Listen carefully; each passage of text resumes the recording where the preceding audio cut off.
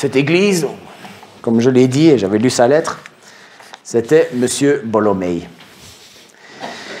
Et voilà ce qu'on disait de lui. J'ai retrouvé quand même quelques autres informations sur lui. C'était un spécialiste de la prophétie qui commentait volontiers les signes des temps et parlait de l'avenir à l'aide du dernier livre de la Bible, en sorte que les gens intéressés à ces conférences s'invitaient les uns les autres en disant « Venez, allons à l'Apocalypse ».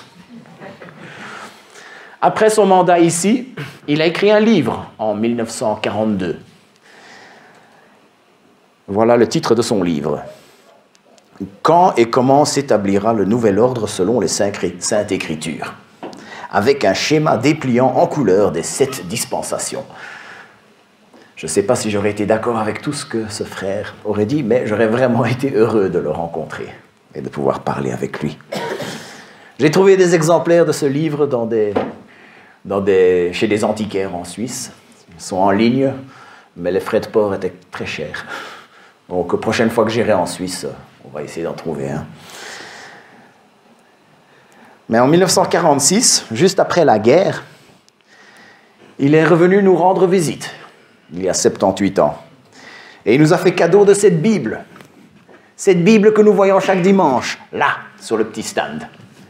C'est un cadeau de notre premier pasteur. Et il a fait une toute petite dédicace au début de ce livre, de cette Bible. C'est une Bible qui a été imprimée en 1930. Voilà sa dédicace avec sa signature. Et voilà ce qu'il a écrit. « À mes chers amis en Christ, de votre dévoué H.A. Bolomei, Liège, le 4 août 1946. » Et puis, il a laissé 2 versets à notre intention. Cette dédicace, elle est là sur la table depuis 78 ans. Apocalypse 3, 10 et 11. On va la lire dans la Bible qu'il nous a donnée.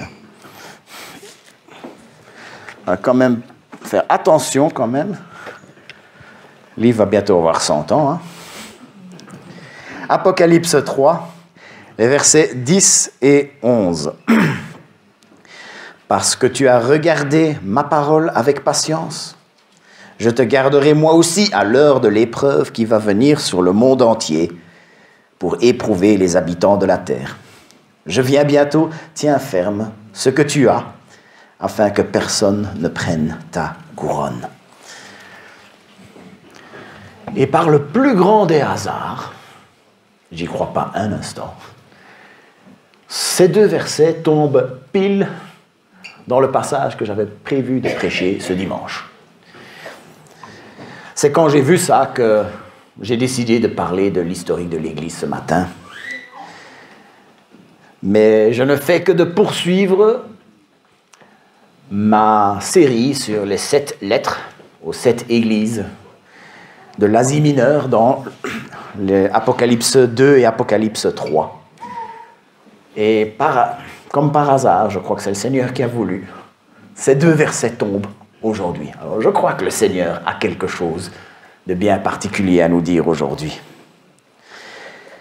Mais lisons maintenant l'entièreté de la lettre. Lisons dans le contexte l'entièreté de la lettre à l'église de Philadelphie. Écrit aussi à l'ange de l'église de Philadelphie. Voilà ce que dit le saint, le véritable, celui qui a la clé de David, celui qui ouvre et personne ne fermera, qui ferme et personne n'ouvrira. Je connais tes œuvres. J'ai ouvert devant toi une porte que personne ne peut fermer. Parce que toi, qui as peu de force, tu as gardé ma parole et tu n'as point renié mon nom. Je te livre quelques-uns de ceux de la synagogue de Satan, qui se disent juifs et qui ne le sont pas, mais qui mentent. Et je les ferai venir pour qu'ils se prosternent à tes pieds et qu'ils sachent que je t'ai aimé. Parce que tu as gardé ma parole avec patience, je te garderai moi aussi de l'heure de l'épreuve qui va venir sur le monde entier pour éprouver les habitants de la terre. Je viens bientôt. Tiens ferme à ce que tu as, afin que personne ne prenne ta couronne. Celui qui vaincra, je ferai de lui une colonne dans le temple de mon Dieu, et il n'en sortira plus. J'écrirai sur lui le nom de mon Dieu et le nom de la cité de mon Dieu, de la nouvelle Jérusalem qui descend du ciel d'auprès de mon Dieu, ainsi que mon nom nouveau, que celui qui a des oreilles entende ce que l'Esprit dit aux églises. Jusque-là, la lecture de la parole. Philadelphie, s'agissait d'une ville qui était plutôt petite. Si vous tapez Philadelphie sur Waze, il va vous envoyer aux États-Unis, puisque Philadelphie en Turquie n'existe plus. Aujourd'hui, c'est la ville moderne d'Al-Seir qui a été construite par-dessus les fondations de cette ville-là.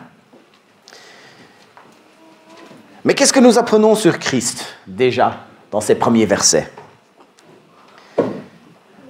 Quand Jésus ferme une porte, personne ne pourra ouvrir. Est-ce qu'il y a un problème pour le PowerPoint? On peut mettre, je crois que... Voilà, on peut descendre. Encore une. Voilà. Qu'est-ce que nous apprenons maintenant sur Jésus-Christ? Quand Jésus ouvre une porte, personne ne pourra la fermer. Quand Jésus ferme une porte, personne ne pourra l'ouvrir. Cette semaine-ci, je suis tombé, c'est une prédication assez extraordinaire qui a été mise sur le site d'Évangile 21, je vous le recommande. C'est quand Jésus dit non, personne ne peut dire oui. C'est sur l'histoire de Balaam, mais c'est exactement ça. Quand Jésus a dit que les portes de l'enfer ne prévaudront pas contre son Église, les portes de l'enfer ne prévaudront pas contre son Église. Quand Jésus dit il n'y a pas aucune condamnation pour ceux qui sont en Christ Jésus, il n'y a aucune condamnation pour ceux qui sont en Christ Jésus. Constate 3 choses par rapport à l'église de Philadelphie. Il y a 2 relations cause à effet. Parce que A, eh bien, je vais récompenser B. Première chose qu'il constate, par contre, c'est que l'Église a peu de puissance, mais qu'elle a gardé la parole et elle n'a pas renié le nom de Christ. Une chose qui n'a jamais arrêté de croître dans le monde, c'est le culte de la célébrité. On peut être célèbre de 1001 façons. Maintenant, on peut même être juste célèbre pour emballer des cadeaux ou je ne sais trop quoi. Mais ce culte de la célébrité, eh bien, l'Église, les chrétiens n'ont pas été épargnés. On retrouve ça chez nous. On entend parler d'églises puissantes, des églises qui ont des énormes bâtiments, qui réalisent des projets extraordinaires, qui envoient leurs pasteurs sur CNN, qui envoient des gens parler au roi.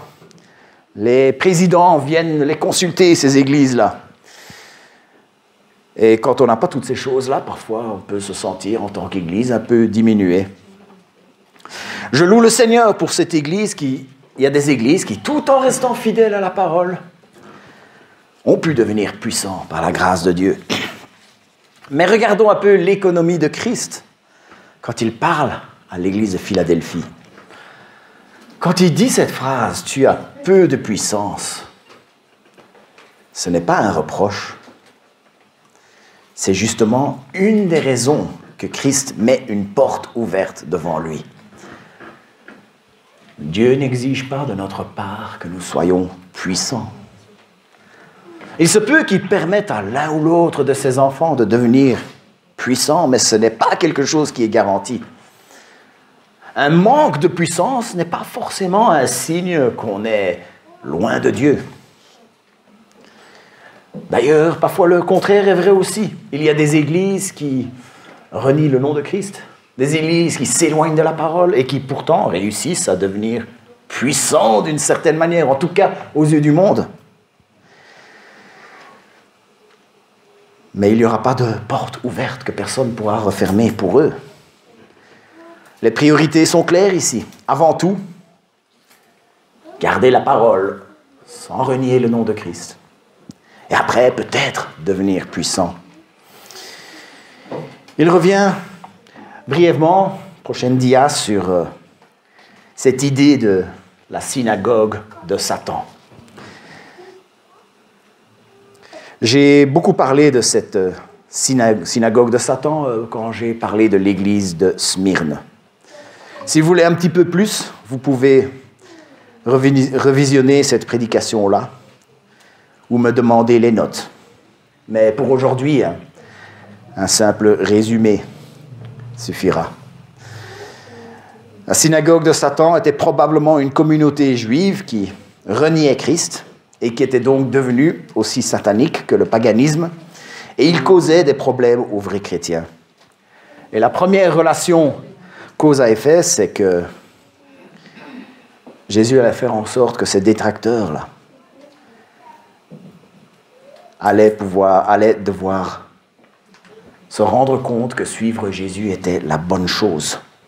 Les gens allaient être justifiés devant eux. Ils allaient être rabaissés pour avoir renié le nom de Christ. Et ça allait se faire d'une telle manière qu'ils allaient devoir se prosterner et reconnaître l'importance capitale de l'amour pour Jésus. C'est une chose qui arrivera, peut-être, qui arrivera à la fin des temps, quand tout genou fléchira et toute langue confessera que Jésus est Seigneur. Et si ça arrive pendant qu'il est encore temps pour eux de se repentir, je m'en réjouirai encore plus. Pas parce qu'ils ont été confondus, mais parce qu'ils ont reçu le salut. C'est ainsi que se termine cette première cause à effet où Jésus dit « Parce que A, je vais te récompenser en faisant B ». Ensuite, prochaine dia, il y a la deuxième relation cause à effet. Ils sont persévérés parce que tu as persévéré. Ils sont restés fermement attachés à Christ, malgré la persécution, malgré la pression qui était exercée par le monde païen. Malgré le péril sur leur vie, ils n'ont pas renié Christ. Et comme on a pu voir dans les autres églises de l'Apocalypse, les chrétiens étaient obligés une fois par an de faire un espèce de petit sacrifice pour reconnaître la divinité de l'empereur romain. C'était un petit geste qu'ils devaient faire. Et s'ils ne le faisaient pas, ils risquaient au mieux l'exclusion et au pire, ils risquaient la mort. Ce n'était qu'un geste, mais ils le savaient. Reconnaître un autre Dieu, ça revenait à dire « Je n'aime pas le Seigneur mon Dieu de tout mon cœur, de toute mon âme et de toute ma force. » Ce n'était ni plus ni moins renier Christ. L'Église avait persévéré et Christ a des belles paroles pour eux à cause de ça. Ça, c'était la cause. Et maintenant, l'effet. Quel est l'effet de cette persévérance? Eh bien, il allait y avoir une protection toute particulière pour cette Église à cause de cette fidélité. Ils avaient été fidèles, Dieu allait protéger d'une manière bien particulière. Parce que Dieu allait tester tous les habitants de la terre. Mais grâce à leur fidélité, l'église de Philadelphie allait avoir droit à une protection de la part de Jésus-Christ ressuscité en personne. Il y a peut-être eu un test pour ce petit groupe d'hommes à Philadelphie, quelque chose de particulier en ce moment. Mais nous le savons, la Bible est claire là-dessus. Il va y avoir une période de test, de persécution. Le mot épreuve, test, persécution, ce sont deux mots qui se recoupent beaucoup dans la parole de Dieu. Le mot grec perasmos. Il est possible que c'est notre génération, ou la génération des plus jeunes, qui auront à la traverser. Alors je ne sais pas vous, mais s'il y a moyen d'avoir une protection particulière de la part de Jésus-Christ ressuscité en personne, moi je la veux. Dieu est le même hier, aujourd'hui, et il le sera encore demain. Cette protection, il la donnera. À qui est-ce qu'il la donnera? Il le donnera à celui qui garde sa parole, qui ne renie pas son nom, Rester fidèle à sa parole et ne pas renier son nom, même si on est mal vu pour ça, même si on perd le respect de certaines personnes pour ça, même si l'Église grandit moins à cause de ça. Et dans la vision des pasteurs des débuts de cette Église, il y avait cette passion pour l'évangélisation qui est souvent mentionnée. Je vais juste reprendre de nouveau la phrase du premier pasteur. L'œuvre ne s'est pas développée sans faire de douloureuses expériences, mais nous sommes toujours préoccupés du salut des âmes. Il y avait cette préoccupation. C'était une vraie passion. C'était le point de mire, la chose qui poussait les premiers chrétiens de nos églises. Mais il y avait autre chose, et on le voit aussi dans le passage que ce pasteur nous a laissé il y a 78 ans. Je vais prendre l'exemple du corps humain. Le corps humain, s'il arrête de manger, il va mourir dans 1 ou 2 mois. Il y a des récits d'hommes qui ont réussi à tenir jusqu'à 70 jours sans manger, mais pas plus. Par contre, en revanche, si le corps humain arrête de respirer, il va mourir en 10 minutes. Il va mourir en 10 minutes. Et d'ailleurs, c'est beaucoup, parce qu'au bout de 4 minutes, il y a déjà parfois des lésions cérébrales irréversibles.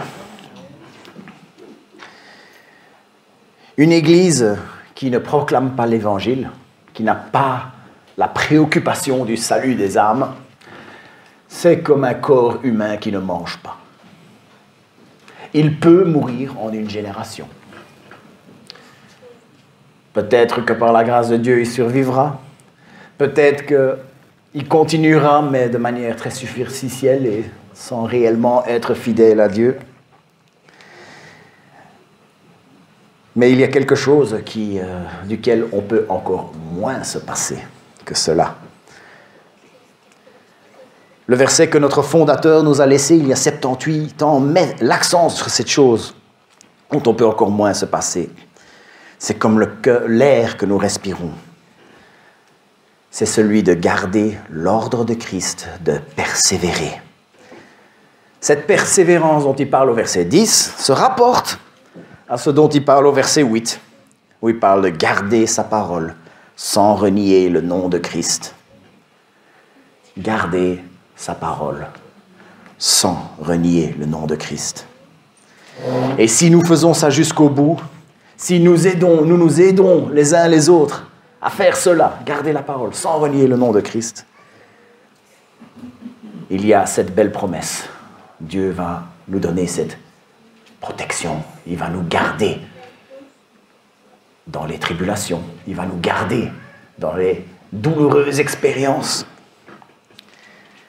Et puis il y a d'autres belles promesses. Du vainqueur, je ferai un pilier dans le temple de mon Dieu. Et il n'en sortira plus jamais. J'écrirai sur lui le nom de mon Dieu, celui de la ville de mon Dieu, la nouvelle Jérusalem qui descend du ciel, d'auprès de mon Dieu, ainsi que mon nom nouveau. Que celui qui a des oreilles écoute ce que l'Esprit dit aux églises. Dans la ville d'Al-Séir, là où se trouve Philadelphie, où se trouvait Philadelphie auparavant, il y a 3 grandes colonnes. Il y a la photo qui est là. C'est tout ce qu'il reste d'une très ancienne basilique. La basilique Saint-Jean de Philadelphie, qui date du VIe siècle. Ces colonnes restent là comme un témoignage de la promesse de l'apôtre, que l'apôtre a relayée dans le livre de l'Apocalypse. La colonne, à l'époque, nous avons cette colonne-là qui nous embête un peu, mais s'il n'était pas là, on aurait le parking sur la figure. Une colonne, ça représente la stabilité, ça représente la permanence. À l'époque, il était coutume de mettre le nom de quelqu'un sur la colonne. C'était une manière d'honorer quelqu'un de manière permanente, de manière stable. Si tu avais ton nom sur un mur qui pouvait être abattu dans quelques années, c'est peut-être moins d'honneur que d'avoir le nom sur une colonne qui allait rester là pendant des siècles, et qu'eux pensaient peut-être allait être éternelle. Mais honorer de quelle manière? C'est en sachant que le nom de Dieu est sur nous, en vertu du sang de l'agneau. En sachant que notre place dans le temple de Dieu est pour nous, en vertu du sang de l'agneau. En sachant que notre place dans le Nouvel Jérusalem est pour nous, en vertu de la croix. Je ne sais pas comment, mais j'ai confiance en mon Dieu, d'une manière ou d'une autre. Ceux qui ont persévéré seront honorés. Et déjà, simplement le fait d'être reconnu du Père en vertu du sang de l'agneau, c'est déjà l'honneur suprême. Mais en attendant, nous sommes toujours sur la terre. En attendant, nous sommes toujours l'Église protestante évangélique de Liège, l'Église des croisiers, comme on a l'habitude de s'appeler. Et nous sommes une assemblée, nous sommes une équipe que Dieu a réunie. Notre nourriture, c'est de pouvoir être préoccupé des âmes et de réfléchir à comment nous allons pouvoir avancer pour annoncer son évangile et gagner d'autres âmes pour lui. D'ailleurs, notre ennemi, il s'attaque tout particulièrement aux efforts pour gagner les âmes pour Christ. C'est quelque chose que pas mal de personnes ici ont vécu. Mais notre respiration, notre oxygène, c'est de rester fidèle à la parole, fidèle au nom de Jésus-Christ. Et nous sommes un team, nous sommes une équipe, nous sommes une assemblée que Dieu a réunie. Une assemblée que peut-être ne se réunirait dans aucun autre cercle. Nous sommes tellement différents les uns des autres. Mais Dieu nous a réunis pour que nous puissions nous aider les uns et les autres, partager son évangile, et puis de rester fidèle à sa parole, sans jamais renier son nom. Prions. Seigneur notre Dieu, il y a ces deux mandats, celui qui vient de tous les rapports que les gens ont écrits, des premières années de travail, cette passion. Le pasteur Bolomé qui disait « Nous restons préoccupés par le salut des âmes », ou le pasteur Barbeza dont on raconte qu'il a fait un travail assidu de partage de l'Évangile pendant 8 ans, avant de pouvoir avoir une assemblée suffisante pour pouvoir faire acquisition de ce bâtiment il y a toutes ces années. Seigneur, cette passion pour l'Évangile. Seigneur aussi, comme le pasteur Bolomé qui nous a mis cela. Merci de me l'avoir mis sur le cœur, de ressortir ce verset qui traînait là depuis 78 ans. Seigneur, celui où tu nous demandes de persévérer. Persévérer. Seigneur, montre-nous comment nous pouvons avoir cette préoccupation des âmes, mais montre-nous surtout comment nous ne pouvons céder aucun terrain par rapport à l'Évangile. Comment nous pouvons ne céder aucun terrain par rapport à l'intégrité de ta parole. Seigneur, nous voulons garder ta parole. Ne nous permets jamais de renier ton nom. Et merci Seigneur pour cette assurance que nous avons de pouvoir connaître la félicité dans ta maison. Au nom de Jésus. Amen.